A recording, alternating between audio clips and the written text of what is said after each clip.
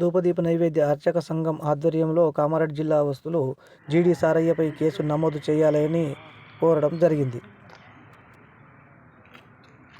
ఈరోజు ధూపదీప నైవేద్య అర్చక సంఘం ద్వారా మేము ఎస్పీ గారిని కలిసి ఏదైతే బ్రాహ్మణుల మనోభావాలు దెబ్బతిన్నట్టుగా అనుచిత వ్యాఖ్యలు పాటలు పాడుతున్నటువంటి మన బ్రాహ్మణులను ఏదో విధంగా కించపరుస్తున్నటువంటి జేడీ సారయ్య గారిపై చర్యలు తీసుకోవాలని ఎస్పీ గారికి కంప్లైంట్ చేయడం జరిగింది. మరి ఇది వారి మనోభావం వారికి ఉంటే మా మనోభావాలను దెబ్బతీసే విధంగా మరి ఇంత మొండి చర్య మంచిది కాదు. ఎందుకంటే మేము దేవుణ్ణి నమ్ముతాము, కానీ మీరు మాత్రము మీరు ఏం చేస్తున్నారో మీరు చేసుకోవాలి, కానీ ఇతరులు దేవుని నమ్మే వాళ్ళ మీద మీకెందుకయ్యా ఆ పాటలు?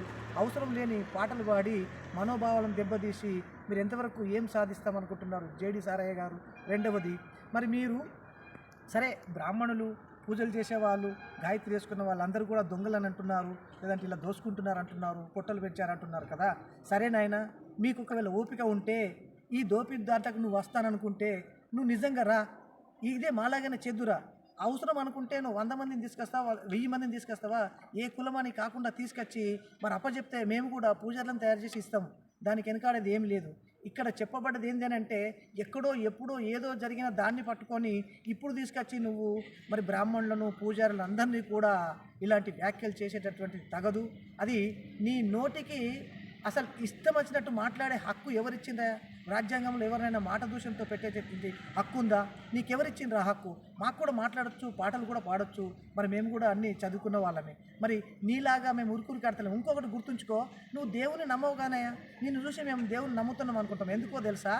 నువ్వు దేవుడు దేవుడు దేవుడు అని ఎక్కువసార్లు మాకంటే ఎక్కువసార్లే నువ్వు ఉచ్చరిస్తావు. అది కాకుండా నీవు వేసుకున్న డ్రెస్ ఏంటిదయ్యా? నల్ల డ్రెస్. మేము ఏమనుకుంటాం తెలుసా? ఇతను అయ్యప్ప మాలేసుకున్నాడు అని అనుకుంటున్నాం. ఎందుకంటే మేము తృప్తిగా ఫీల్ అవుతాం.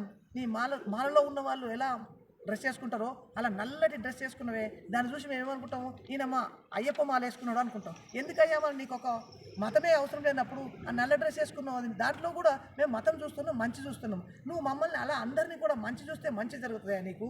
నిజానికి చెప్పాలని అంటే నీ పాటలు చాలా సర్వచండాలంగా ఉన్నాయి. వీటిని మేము ఖచ్చితంగా ఎస్పీకి కంప్లైంట్ చేసి మీ మీద చర్య తీసుకోవాలని కోరుతున్నాం.